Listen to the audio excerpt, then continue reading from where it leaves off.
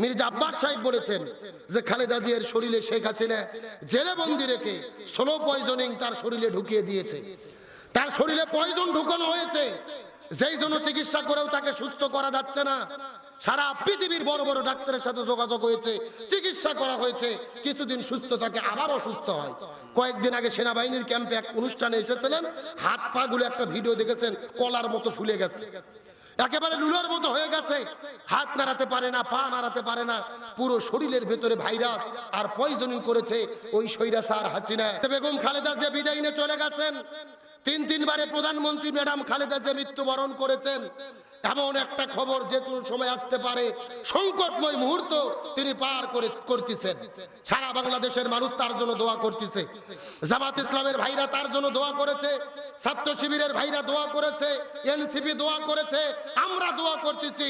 পুরো বাংলাদেশের দলমত নির্বিশেষে সর্বস্তরের মানুষেরা খালেদা জিয়ার জন্য দোয়া করতেছে। কারণ একটাই, তার সম্পর্ক ছিল ইসলামের সাথে, আর হাসিনার সম্পর্ক ছিল নাস্তিক আর ভারতের সাথে। খালেদা জিয়াকে শুধু দলীয় নেত্রী ভাববেন না, তিনি দল মত নির্বিশেষে সবার উপরে তিনি ভালোবাসার মানুষ, তিনি জাতীয় ঐক্যের প্রতীক। এই জাতির বিভিন্ন সংকট মুহূর্তে তিনি নেতৃত্ব দিয়েছেন, জাতিকে ঐক্যবদ্ধ করেছেন। যাকে বলা হয় আপসহীন দেশ নেত্রী, তিনি সত্যি আপসহীন দেশ নেত্রী।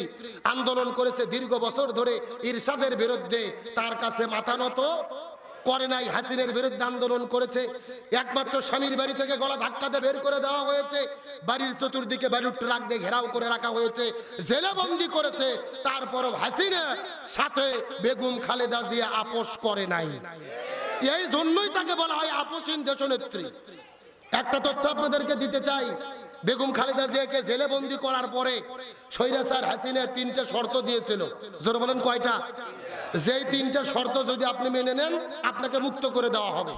তার মধ্যে প্রথম নম্বর শর্ত খালেদা জিয়াকে দেওয়া হয়েছিল যে আপনি জন্মদিন পালন করেন 15ই আগস্টে, বঙ্গবন্ধু মুজিবরও মরে গেছে 15ই আগস্টে, একই দিনে জন্মদিন হবে না, আমরা শোক করি, আপনারা কেক কেটে আনন্দ করেন, এটা করা যাবে না, জন্মদিন পরিবর্তন করতে হবে। মানে বঙ্গবন্ধু যেই দিন মারা গেছে ওই দিন আর কারু জন্ম হওয়া যাবে না। কত বড় ফিরাউন, চিন্তা করে দেখছেন? কে রে, জন্ম মৃত্যু কার হুকুমে হয়? আর খালেদা জিয়ার ওই দিনে জন্মদিন, এটা পরিবর্তন করতে হবে। 2 নম্বর শর্ত দিয়েছিলেন, আপনি জীবনে আপনার বিরুদ্ধে যত মামলা রয়েছে প্রত্যেকটা অভিযোগকে আপনার স্বীকার করতে হবে, মেনে নিতে হবে। আর 3 নম্বর শর্ত দিয়েছিলেন যে আপনি এখানে মুচলেকা দেন, দেশ থেকে চলে যাবেন, আর জীবনে রাজনীতি করবেন না। খালেদা জিয়া বলেছিল আমি দেশে থেকে প্রয়োজনে জীবন দেব, তারপরে বাতিলের কাছে মাথা নত করব না। আল্লাহু আকবার বলেন। খালেদা জিয়া হলো বাপের বেটি, কথা কন না কেন? ইরশাদ চাচা চেনেন না? সেও জেলে বন্দী হয়েছে, দেশ ছেড়ে যায়নি। ইরশাদ চাচা হলো বাপের বেটা। আর জামাত ইসলামের নেতৃবৃন্দু জেলে বন্দী হয়েছে, ফাঁসির দড়িতে ঝুলেছে, তারপরে দেশ ছেড়ে যায়নি। তারা প্রমাণ করেছে একনিষ্ঠ ইসলামী আন্দোলনের কর্মী এবং দেশপ্রেমিক সৈনিক। তাহলে কেউ পালালো না, আপনি পালিয়ে গেলেন কেন? কথা কন না গা? আজকে লক্ষ্য করে দেখলাম তথ্য এসেছে, মির্জা আব্বাস সাহেব বলেছেন যে খালেদা জিয়ার শরীরে শেখ হাসিনা জেলে বন্দি রেখে স্লো পয়জনিং তার শরীরে ঢুকিয়ে দিয়েছে। তার শরীরে পয়জন ঢুকানো হয়েছে, যেই জন্য চিকিৎসা করেও তাকে সুস্থ করা যাচ্ছে না। সারা পৃথিবীর বড় বড় ডাক্তারের সাথে যোগাযোগ হয়েছে, চিকিৎসা করা হয়েছে, কিছুদিন সুস্থ থাকে, আবার অসুস্থ হয়।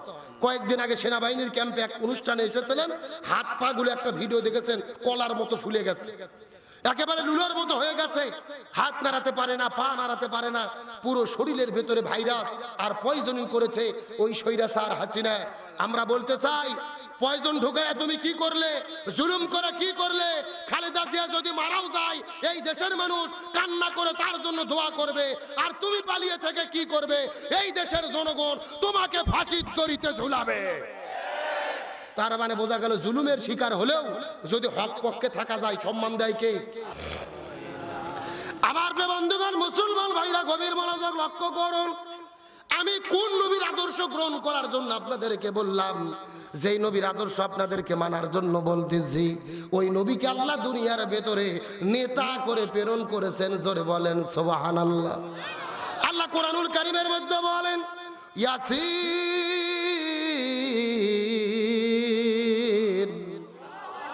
রাসূল মুফাসসিরিন হযরত আব্দুল্লাহ ইবনে আব্বাস, আব্দুল্লাহ ইবনে মাসউদ রাদিয়াল্লাহু তাআলা আনহুমা এই আয়াতের ব্যাপারে কত চমৎকার করে ব্যাখ্যা করেন।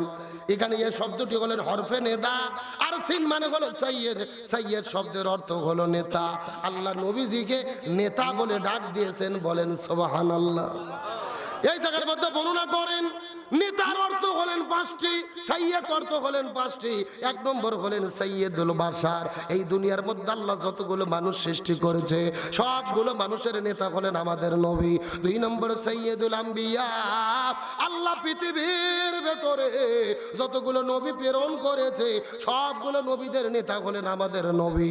তিন নম্বর সাইয়্যেদুল মুরসালিন, আল্লাহ তাআলা যতগুলো রাসূল প্রেরণ করেছে সবগুলো রাসূলের নেতা হলেন আমাদের নবী। চার নম্বর সাইয়্যেদুল কাউনাইন, আল্লাহ তাআলা দোজাহান সৃষ্টি করেছে, দোজাহানের নেতা হলেন আমাদের নবী। আর পাঁচ নম্বর সাইয়্যেদুল আলামিন, আল্লাহ তাআলা যতগুলো জগৎ সৃষ্টি করেছে প্রত্যেকটা জগতের নেতা হলেন আমাদের নবী। আল্লাহু আকবার বলেন।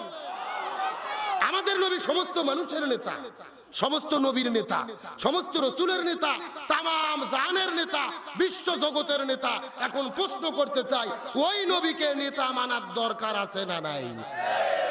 আমার বন্ধুগণ, মুসলমান ভাইরা গভীর মনোযোগ। ওই নবী হাদিসের মধ্যে কত চমৎকার করে বলেন, মান তাশাব্বাহা বিকওম ফাহুয়া মিনহুম, যার সঙ্গে যার মহব্বত তার সঙ্গে তার কিয়ামত। এই হাদিসের ব্যাখ্যায় মুহাদ্দিসগণ বলেন, এই দুনিয়ার ভেতরে যে যেই দল করবে ওই দলের সাথে তার হাসর নাসর হবে। তার মানে আওয়ামী লীগের হাসর হবে আওয়ামী লীগের সাথে, বিএনপির ভাইদের হাসর হবে বিএনপির ভাইদের সাথে, চরমনাই পীরের মুরিদদের হাসর হবে চরমনের পীরের সাথে, আর জামাত ইসলামের হাসর হবে জামাত ইসলামের সাথে। এখন হয়তো বলবেন, হুজুর দলিল দেন, দলিল ছাড়া কথা বলা যাবে না। দলিল আল্লাহর কোরআন সূরা বনী ইসরাঈলের ভেতরে ৭১ নম্বর আয়াতের মধ্যে আল্লাহ তাআলা কত চমৎকার করে বলেন, ইয়াউমা নাদউ কুল্লা উনাসিম বিইমামিহিম। আল্লাহ বলে, এই পৃথিবীর মানুষেরা গভীর মনোযোগ, হাসরের ময়দানে কোনো মানুষ কিন্তু একা থাকবে না, প্রত্যেকটা মানুষের সামনে থাকবে তার নেতা। সামনে থাকবে কি? এ বগুড়ার মুসলমান গভীর মনোযোগ। হাসরের ময়দানে কিন্তু আপনি একা থাকবেন না, আমিও একা থাকবো না, আমার সভাপতি কামরুল ইসলাম ভাইও কিন্তু একা থাকবে না। প্রত্যেকটা মানুষের সামনে থাকবে তার নেতা। চিৎকার করে বলেন তো দেখি, ঘোষণা করেছে কি? এই আয়াতের ব্যাখ্যাটা ভালো করে যদি বোঝার চেষ্টা করেন, এই বাংলাদেশের ভেতরে স্বাধীনতার পর থেকে শুরু করে আজ পর্যন্ত আওয়ামী লীগ নামক যারা দল করেছে, হাসরের ময়দানে দেখা যাবে তাদের সামনে প্রথম দাঁড়িয়ে যাবে বঙ্গবন্ধু শেখ মুজিবুর রহমান, তারপরে দাঁড়িয়ে যাবে 16 বছরের স্বৈরাচার কাঁঠাল রানী হাসিনা। এ জোরে বলেন। এরপরে ওবায়দুল কাদের, তারপরে অন্যান্য নেতা কর্মী। এই দেশের মধ্যে বিএনপি নামক দল যেই ভাইয়েরা করে, হাসরের ময়দানে দেখা যাবে তাদের সামনে প্রথম দাঁড়িয়ে যাবে শহীদ প্রেসিডেন্ট জিয়াউর রহমান, তারপরে ম্যাডাম খালেদা জিয়া, তারেক জিয়া, মির্জা ফখরুল ইসলাম আলমগীর, তারপরে অন্যান্য নেতা, তারপরে কর্মীরা। এই দেশের মধ্যে জাতীয় পার্টি নামক দল যারা করেছে, হাসরের ময়দানে দেখা যাবে তাদের সামনে প্রথম দাঁড়িয়ে যাবে হোসাইন মোহাম্মদ এরশাদ, তারপরে রৌশন এরশাদ, জিএম কাদের, অন্যান্য কর্মীরা। এই দেশের মধ্যে চরমনাই পীরের যারা মুরিদ হয়েছে, হাসরের ময়দানে দেখা যাবে তাদের সামনে প্রথম দাঁড়িয়ে যাবে মরহুম পীর সাহেব হুজুর, তারপরে মুফতি রিজাউল করিম, ফয়জুল করিম, তারপরে অন্যান্য মুরিদেরা। এই দেশের মধ্যে যারা জামাত ইসলাম নামক দল করে, হাসরের ময়দানে দেখা যাবে তাদের সামনে প্রথম দাঁড়িয়ে যাবে এই দলের প্রতিষ্ঠাতা আল্লামা সৈয়দ আবুল আলা মওদুদী রাহিমাহুল্লাহ, তারপরে মাওলানা মতিউর রহমান নিজামী, অধ্যাপক গোলাম আজম, তারপরে দাঁড়িয়ে যাবে কোরআনের পাখি শহীদ আল্লামা দেলওয়ার হোসেন সাইদি, এরপরে আমিরে জামাত ডাক্তার শফিকুর রহমান, তার তারপরে অন্যান্য নেতা, তারপরে কর্মী। আল্লাহর কোরআন বলতেছে এই দুনিয়ার ভেতরে হাসরের ময়দানে যারা বিচারের জন্য যাবে, কারোর সামনে কেউ কিন্তু একা থাকবে না, প্রত্যেকটা মানুষের সামনে থাকবে তার নেতা।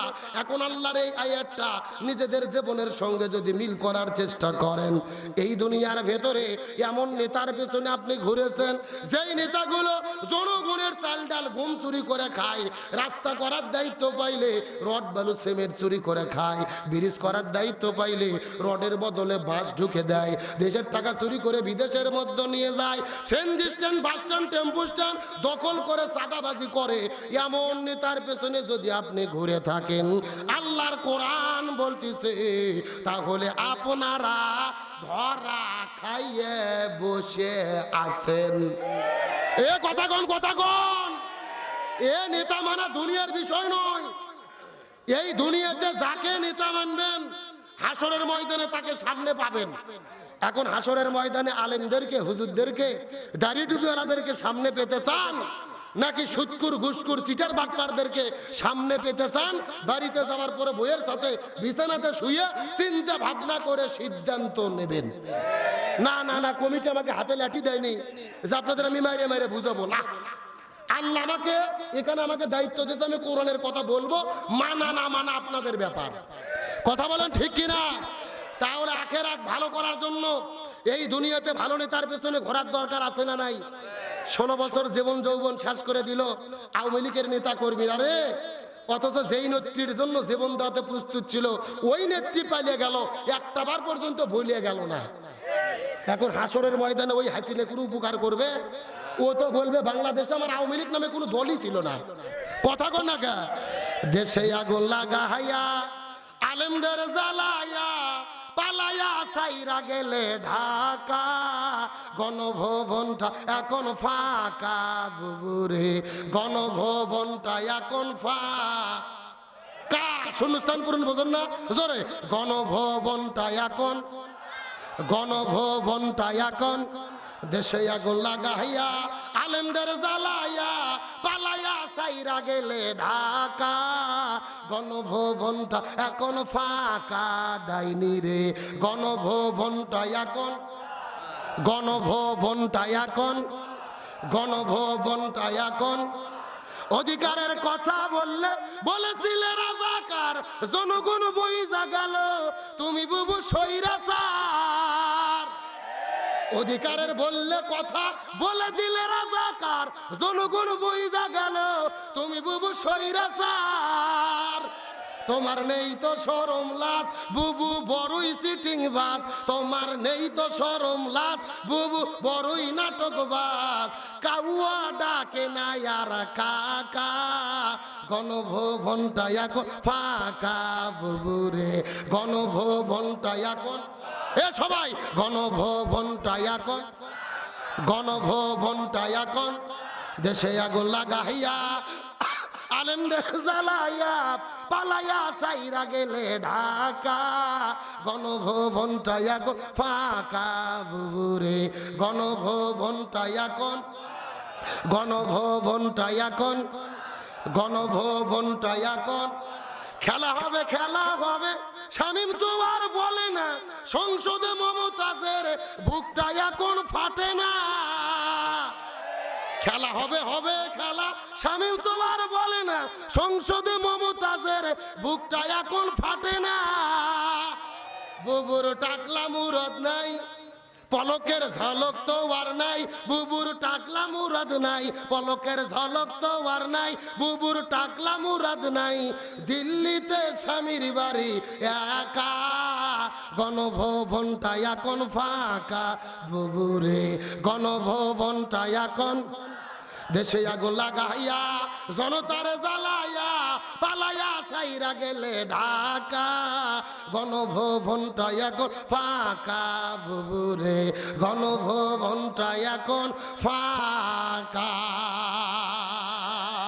আলোচনা কি চলবে? কারা কারা চলবে? দুটি হাত আল্লাহকে তুলে দেখান। লিল্লাহে তাকবীর। আজকের মাহফিল চলছে, চলবে, বগুড়ার মাহফিল গন্ডগ্রামের মাহফিল কতক্ষণ চলবে? সারা রাত। কে রে, এটাকে হুজুর মারা বাস নাকি? আমার ভাইরা সারা রাত নয়, আলোচনা যেহেতু শুরু করে 4 মিনিট 30 সময় দেওয়া যাবে। জোরে বলেন দেওয়া যাবে? কিন্তু এই দাঁড়িয়ে থাকা লোকগুলো সোজা করা গেল না রে। থাক, ওদের আর ডাকবো না, থাক ওখানে থাক। আলোচনা চলছে চলছে, তবে কোনো ওটাউটি করা যাবে? তাহলে চিৎকার করে বলেন নবীজির জীবন আদর্শ বানা ফরজ করেছেন কে? আর জোরে বলেন। আমার বন্ধুগণ, মুসলমান ভাইরা গভীর মনোযোগ লক্ষ্য করুন। আলোচনা শুরু করেছিলাম নবীর জীবন মানা আল্লাহ তাআলা ফরজ করে দিলেন। এর পেছনে গুরুত্বপূর্ণ কারণ হলো 3টা। তার মধ্যে প্রথম নম্বর কারণ হলো নবীজির জীবনের মধ্যে শ্রেষ্ঠ আদর্শ দান করেছেন কে? 2 নম্বর কারণটা কি? এই সম্পর্কে আমার আল্লাহ তাআলা কোরআনের মধ্যে কত চমৎকার করে বলেন, ওয়া ইন্নাকা লাআলা কুলুকিন আযীম। সূরা কলম 29 নম্বর পারা 3 নম্বর পৃষ্ঠার 12 নম্বর লাইন 4 নম্বর আয়াতে কারিমা।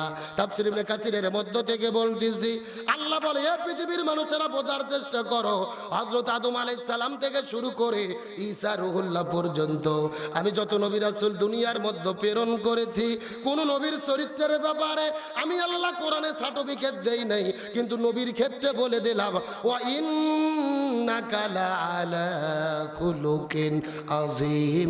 আমি নবীর জীবনের ভেতরে শ্রেষ্ঠ চরিত্র দান করেছি।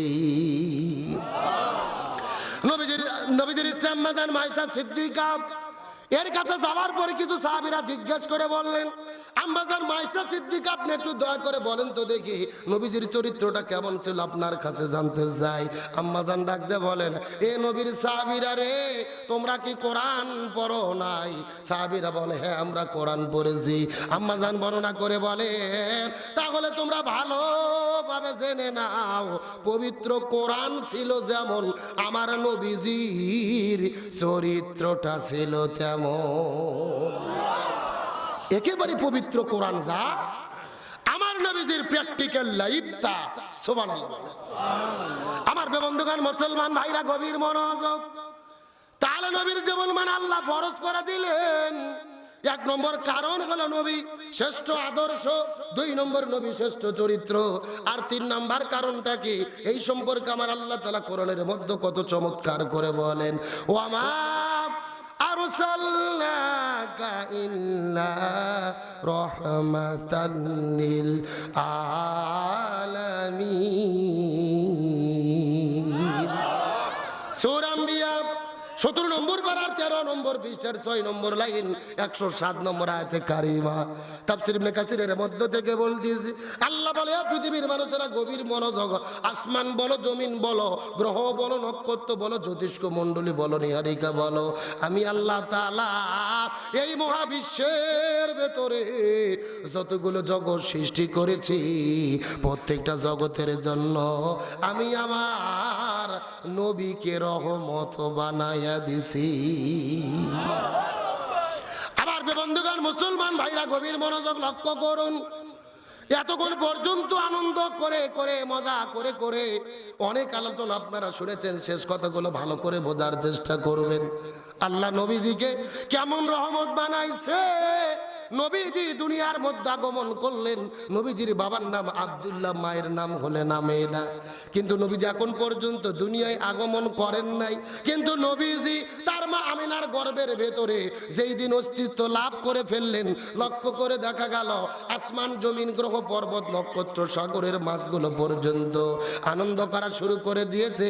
নবীজি যেই দিন মায়ের গর্ভের ভেতরে অস্তিত্ব লাভ করেছে, আমিনা রাস্তা দিয়ে যখন হেঁটে যাওয়া শুরু করেছে, তার শরীরের মধ্য থেকে সুঘ্রাণ বের হয়ে পুরো মক্কা শহরের মধ্য প্রবাহিত হওয়া শুরু করে দিয়েছে। আরেকটু জোরে বলেন। এ বগুড়ার মুসলমান গভীর মনোযোগ। আমিনার শরীরের মধ্য থেকে সুঘ্রাণ প্রবাহিত হওয়া শুরু করলেন, কিন্তু মক্কার মানুষগুলো মিছিল করতে করতে নবীজির দাদা আব্দুল মুত্তালিবের কাছে চলে গেলেন।